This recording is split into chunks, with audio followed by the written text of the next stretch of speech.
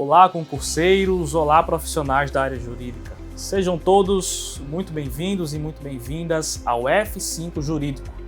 Neste momento, você tem a oportunidade de atualizar os seus conhecimentos com as principais atualizações jurídicas desta semana, tanto legislativas quanto jurisprudenciais. Confira os destaques.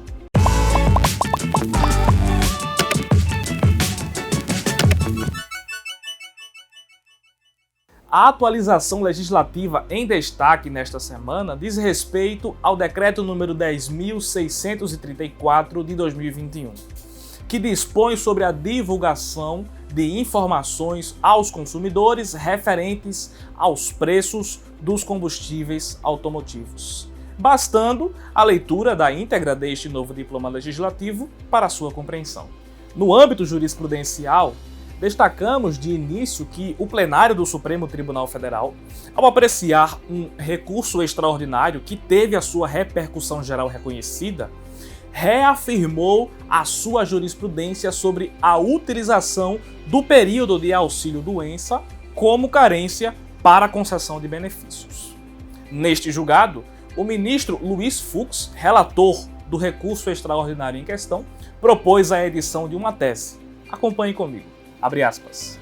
É constitucional o cômputo, para fins de carência, do período no qual o segurado esteve em gozo do benefício de auxílio-doença, desde que intercalado com atividade laborativa. Fecha aspas. Ainda no âmbito do Supremo Tribunal Federal, vale ressaltar que o plenário do Pretório Excelso analisou 2 julgados relativos ao Imposto sobre Circulação de Mercadorias e Serviços, o ICMS, e fixou 2 teses relevantes que merecem a sua atenção neste momento.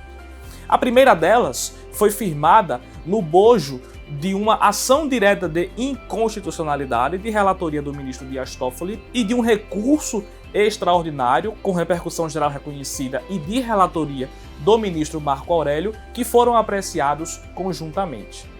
Na ocasião, a Suprema Corte fixou a seguinte tese, abre aspas, a cobrança do diferencial de alíquota alusiva ao ICMS, conforme introduzido pela Emenda Constitucional número 87 de 2015, pressupõe a edição de lei complementar veiculando normas gerais. Fecha aspas. O segundo julgado relativo ao ICMS, apreciado no âmbito do plenário do STF, diz respeito a um outro recurso extraordinário, que também teve a sua repercussão geral reconhecida e de relatoria do ministro Marco Aurélio, no qual o colegiado manifestou-se no sentido de que esse imposto, o ICMS, compõe a base de cálculo da contribuição sobre a receita bruta. Neste momento, prevaleceu o voto do ministro Alexandre de Moraes, que propôs a edição de uma tese. Acompanhe comigo na tela. Abre aspas. É constitucional a inclusão do Imposto sobre Circulação de Mercadorias e Serviços, ICMS, na base de cálculo da contribuição previdenciária sobre a receita bruta, CPRB. Fecha aspas. Indo para o âmbito do Superior Tribunal de Justiça, importa mencionar que a primeira sessão do Tribunal da Cidadania readequou uma tese fixada no bojo de um recurso especial que foi apreciado sob o rito dos recursos repetitivos e de relatoria do ministro Mauro Campbell Marques, em razão de uma recente decisão proferida pelo Supremo Tribunal Federal. Confira o teor desta tese que se refere à incorporação de quintos sobre o exercício de funções comissionadas. Abre aspas.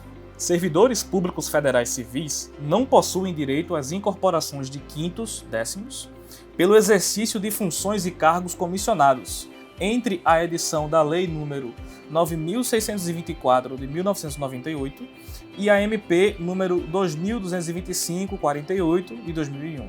Porém, os servidores públicos que recebem quintos ou décimos pelo exercício de funções e cargos comissionados entre a edição da Lei nº 9.624 de 1998 e a MP nº 2.225/48 de 2001, seja por decisão administrativa ou decisão judicial não transitada em julgado, possuem direito subjetivo de continuar recebendo os quintos ou décimos até o momento de sua absorção integral por quaisquer reajustes futuros concedidos aos servidores.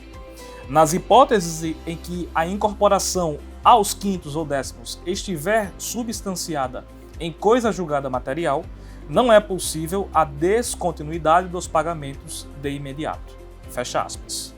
Por fim, encerramos este quadro de atualizações jurídicas desta semana ressaltando duas inovações no âmbito do Conselho Nacional de Justiça, o CNJ, e no âmbito do Conselho Nacional do Ministério Público. Na primeira delas, o CNJ determinou a obrigatoriedade da distinção de gênero no judiciário. A fim de entender melhor esta inovação, confira um trecho do voto do ministro Luiz Fux, presidente do CNJ e relator do ato normativo em questão.